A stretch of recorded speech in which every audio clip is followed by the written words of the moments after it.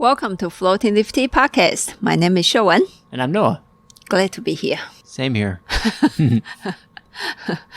Nowadays, my brain is a little bit confused with what I'm supposed to be talking at the podcast session.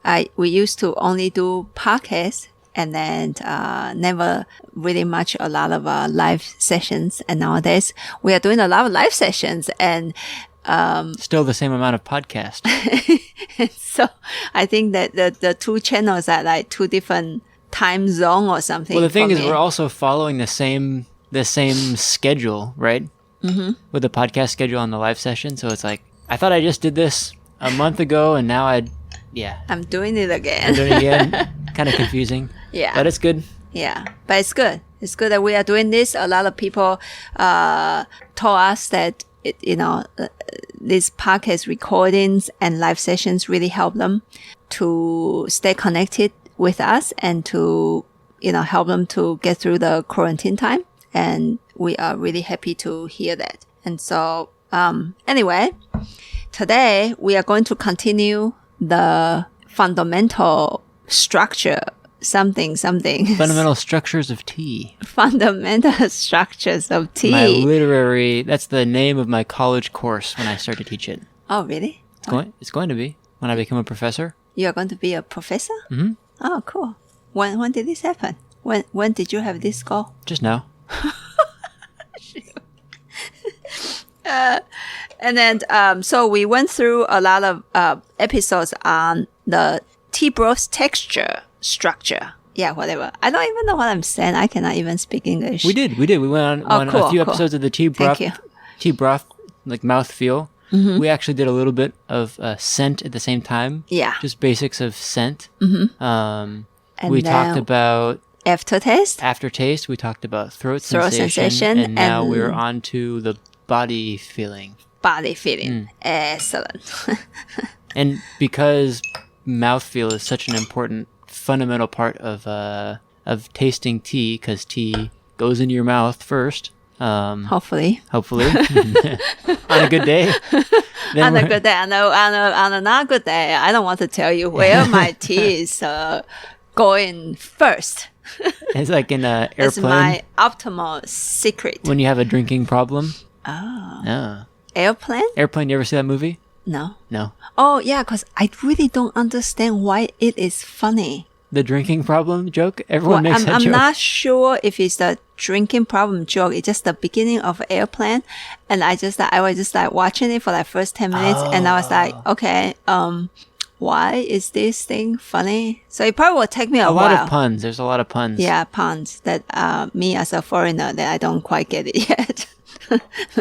I will challenge it again in the next 2 years and see if I can kind of get it. We can rent it from Scarecrow Video. Yay! Our good friends. Big shout out to our Seattle local business. And today we just went to shop, actually literally right next door to our tea shop. Twice Old Tales? Okay, Twice Old Tales. We just went there to buy books to support our neighbor business. He has been doing book business for many, many, many years. And if you ever met him, you know that is his life. And so we are very happy that we get to support him and get to, Yeah, shout out to Seattle local businesses. Yes. It feels really wonderful to be able to do that. And okay, so let's come back to our tea. Today we are going to taste two teas. One is our previous batch of charcoal roasted dongding, 3 roasts. And one is our 1998 loose leaf Yiwu Puer, which we never listed on our site. Sorry. I do hoard tea sometimes. And sometimes tea is for share, but in a very limited amount. And today we are going to do, as our podcast continues, we are going to do tea comparison and in a tea cereal bowl style, breakfast style teas. Breakfast style teas. Breakfast style teas. Breakfast cereal teas. Yep. Anyway, so I measure out 4 grams of tea for each teas, and then I'm just putting boiling hot water into the bowl, and we'll see what is gonna happen. And so first, I think since we are just warming up to this, so there's maybe first few sips, let's still pay attention to the mouth, okay, a little bit, and then we'll start to lead it to the body. What did we do last time? We'll figure it out. I can't quite remember. We did talk about mouthfeel a little bit. We talked about the way that it goes towards the throat, I think. Oh, yeah, we actually spent quite some time at the throat area, huh? Yeah. And then after it passed the throat, how does it move Yes. inside of the body? Where does it get stuck? Okay, cool. I think I have a little bit memory of what I talked about last episode. And this probably is one of the few episodes that you are hearing us drinking puer tea. And hopefully in the future, true. Yeah, in the future, we are going to hopefully dedicate some nice chunk of time on our live sessions and pocket sessions to talk about puer tea. A lot of people, they only see me as the Taiwan oolong person, and you guys don't know I actually have a tea secret. I love puer tea.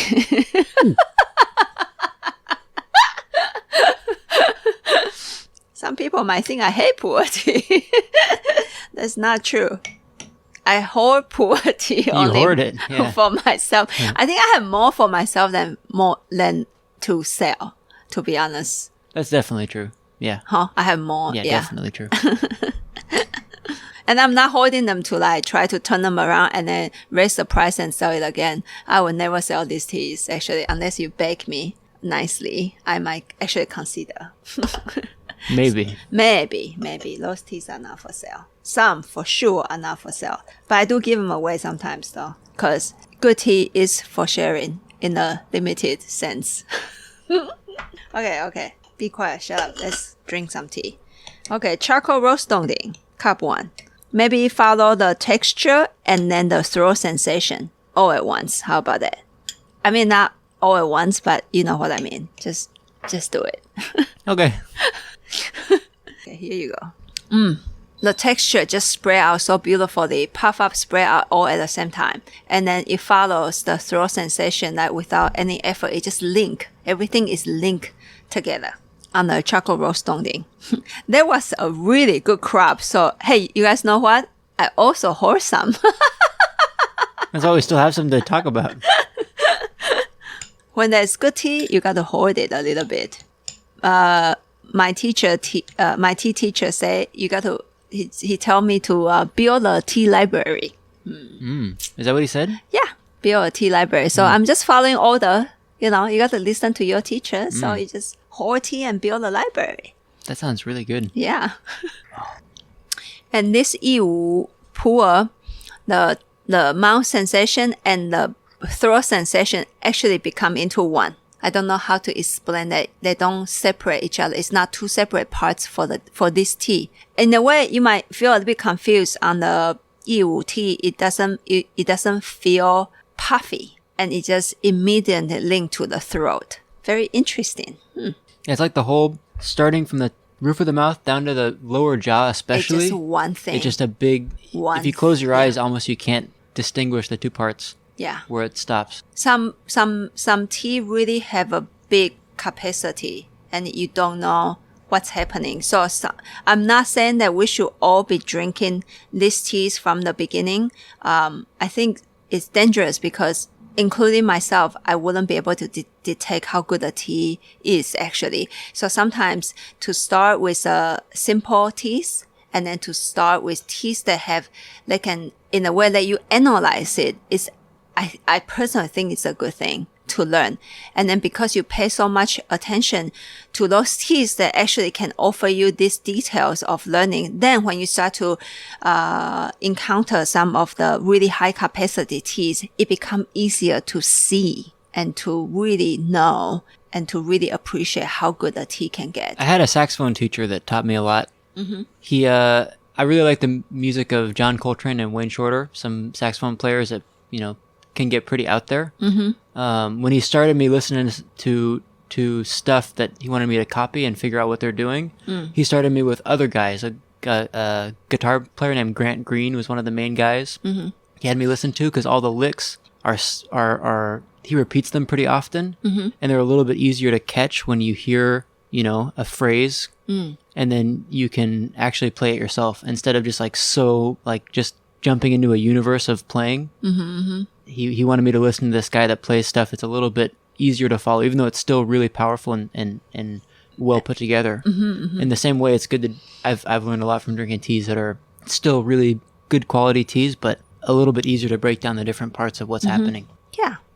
Yeah. And also, to later to be able to know the differences between good tea and bad tea, then we should be thankful to the bad tea also, because you can see light because there's darkness. True. You can see other things. You can feel happy because there's anger, there's sadness as well. And I think with tea, you can see this and that because there are also bad stuff in tea too. Well, a lot of times with our puer classes, that's why we try to find and keep around in the shop a really rough puer to compare. To compare. And I think it become really, not really clear, a little bit more clear to some tea drinkers, good and bad, And so now we are not even doing good and bad. We are doing really good and excellent in a way.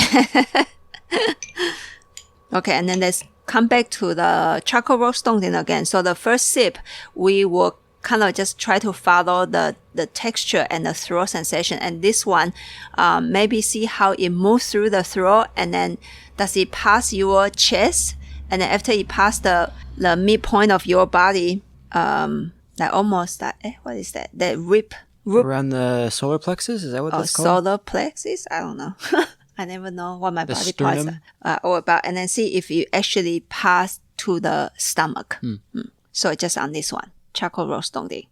And for me, this charcoal roasting has no effort of leaving a wonderful warming sensation at the throat, and no problem traveling through the pipe and then reach to the chest and then keep going down to the stomach. You feel it hit the stomach. Yeah, I feel it hit the stomach without any effort. And actually, it's quite smooth. It's smooth and connected the whole time. The whole time. Yeah. It doesn't break. Like, if you remember a previous episode, the Dongding traditional egg was stuck a little bit at the chest area, and then it kind of tried to push down. And then eventually it will push down, but it will take a lot of effort for the tea to do that, which is quite interesting to observe, by the way. And now let's try the Yiwu Puer 1998.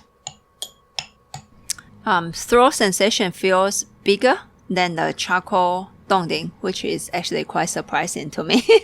And then passing through the tube, no problem. Chest area, no problem. Go into the stomach, no problem. Also link really well with a little bit bigger feeling. And so the next infusion, I'm gonna bring the temperature all the way to boiling again, and then hit the hot water into the bowls, and then see if when the temperature is hotter, see what we can perceive the shape or the texture of the liquid going down. Yeah, sometimes you can actually see a shape like thinner or thicker, softer or kind of rough in a way. You can actually all do that. Yeah.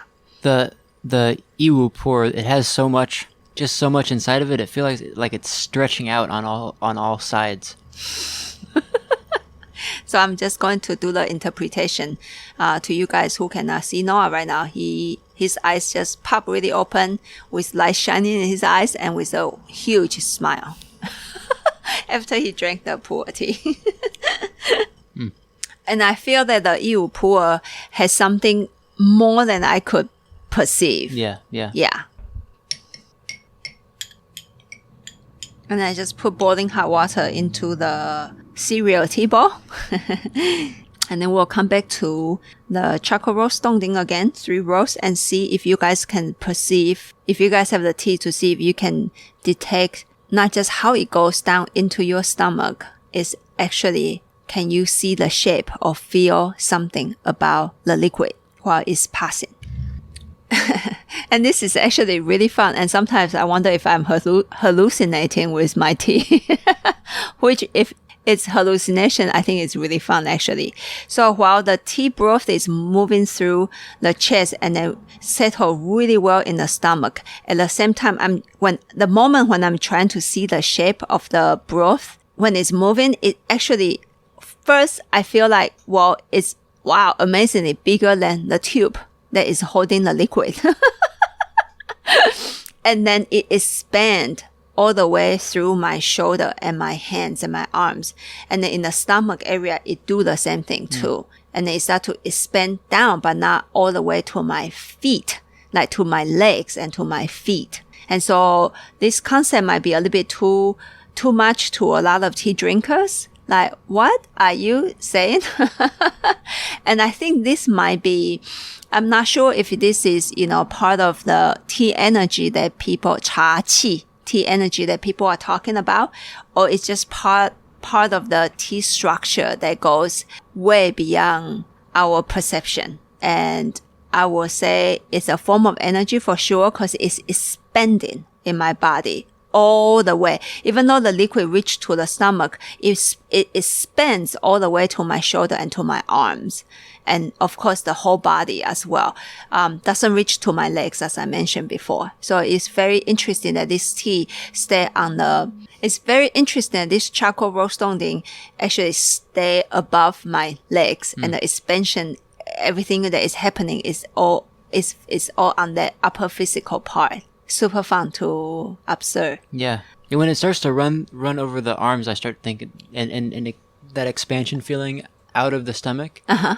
And even it has that expansion up in the throat and the mouth when you have the tea up here. Uh-huh. I think of that as being tea energy. At least that's my conception of it. Yeah. I also have this feeling of the texture. I noticed when I was swallowing the tea and watching it go down to my stomach that the texture is so smooth. It's actually really soft. But it's got a at the same time, it's got this quality of almost like the inside of an oyster shell, like that kind of shimmering.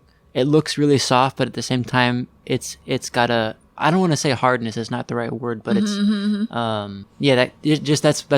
that's the image that popped to my mind when I was looking at that texture. It's like the inside of a clamshell or an oyster shell, that kind of really smooth, soft, but hard at the same time. Wow. Okay, great. He's hallucinating like me. Yeah. Maybe that's our new slogan. He's hallucinating like me. Is that it? Floating with tea. He's hallucinating like me. Now let's move down to Yiwu, Puer. Maybe I'm drinking Puer. That's why it goes a bit crazy. Okay, then the hallucination continues with Puer tea. This one is extremely fun. While I'm trying to watch the shape of the liquid going down into my stomach, I actually couldn't see it. But there's a feeling of, like charcoal roasting, it expands into my body and then into my arms. This one, it permeates. Everywhere. It permeates. Yeah. Like when it start to move, it start to permeate at the same time. That's why I couldn't see a actual liquid texture in a way. It just permeates into my body. It's extremely fun. It's like if you put a sponge and then water together, and the sponge is very dry, and then the water just keep moving inside of all the spaces of the sponge. It's like that to me. It's super fun. Wow. I noticed, and going back to aftertaste, we didn't get to drink this tea for the aftertaste sessions, but I actually feel the aftertaste much stronger on the underneath sides of my tongue, kind of near getting close to my ears. Stronger than I feel it in my mouth. I feel it in the back of my throat, definitely. But as far as my mouth, I feel it more on that, like here, almost at the ears area, the beneath the ears. Yeah, super interesting tea. Now you guys probably know why I like Puer. And the texture as it goes down is almost more like wind blowing over grass, like seeing grass kind of wave like that. It's soft. Really, really, really soft. And then you guys probably can also maybe guess why I don't bring out Puer that much in this kind of episodes to build the foundations, because you need foundations to see a good Puer tea. It's hard to see, and the capacity is so big. It's crazy. So I only drink it at closing doors, by the way, closed doors behind the curtain. So let's heat some more hot water. Yes, please. These tea are too good to be wasted. So let's drink more. And then this one, maybe let's see, maybe let's just do it faster and not say anything about it, because in a way it's kind of not fair to the puer tea that we actually drink it always in a cool down time. Maybe, so let's not talk about it and maybe see where it's moving to besides the upper body. So dongding first. And so we just spend some quiet time without talking to taste these two teas back to back, actually, while the liquid is still fairly hot. And for me, dongding expansion is beautiful, this charcoal roast dongding, but I still feel like it majorly is still more focused on my upper body, like above my leg joint to my hip. If you really need to know.